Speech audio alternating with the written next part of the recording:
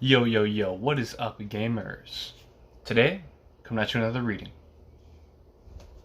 Today we're going to be reading Charles Dickens' A Tale of Two Cities.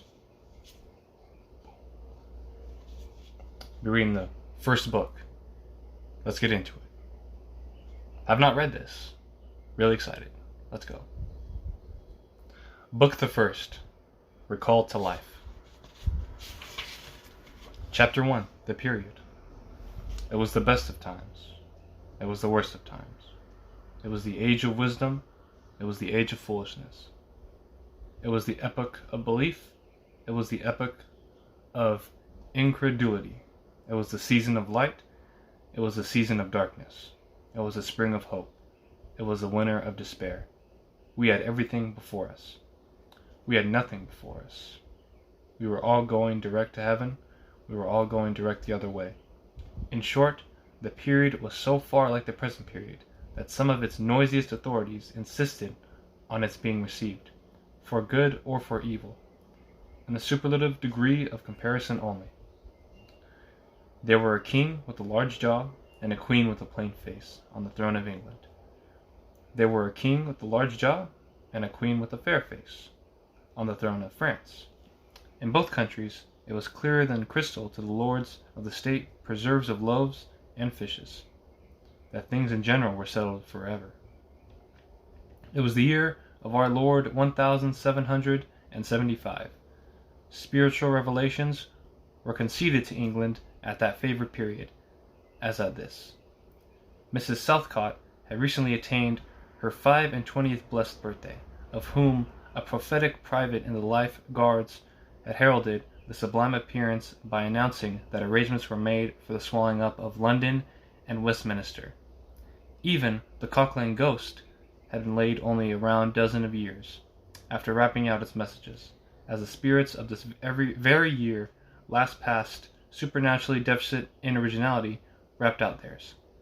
Mere messages in the earthly order of events had lately come to the English crown and people, from a congress of British subjects in America, which, strange to relate, have proved more important to the human race than any communications yet received through any of the chickens of the Cock Lane brood.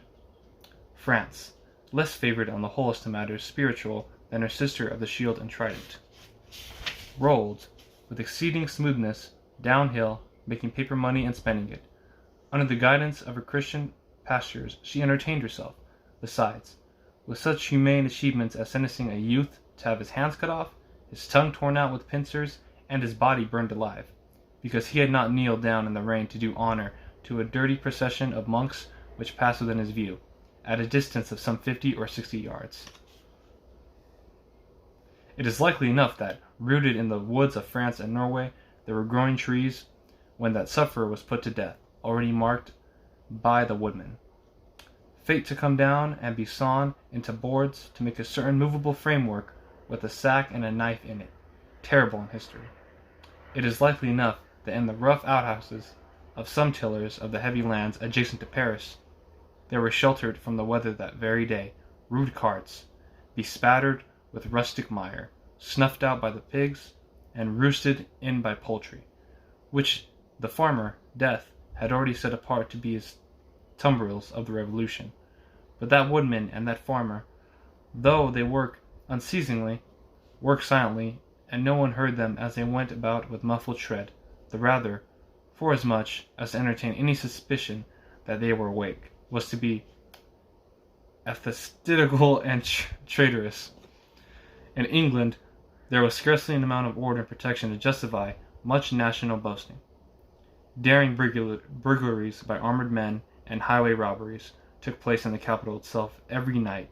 Families were publicly cautioned not to go out of town without removing their furniture to upholsterers' warehouses for security.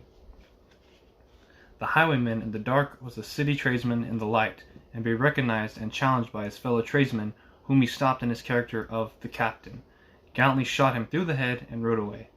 The mail was waylaid by 7 robbers, and the guard shot 3 dead, and then got shot dead himself by the other 4, in consequence of the failure of his ammunition. After which the mail was robbed in peace. That magnificent potentate, the Lord Mayor of London, was made to stand and deliver on Turman Green by one highwayman, who despoiled the illustrious creature in sight of all his retouring. Prisoners in London gaols fought battles with their turnkeys, and the majesty of the law fired blunderbusses in among them, loaded with rounds of shot and ball. Thieves snipped off diamond crosses from the necks of noble lords at court drawing-rooms. Musketeers went into St. Giles to search for contraband goods, and the mob fired on the musketeers, and the musketeers fired on the mob. And nobody thought any of these occurrences much out of the common way.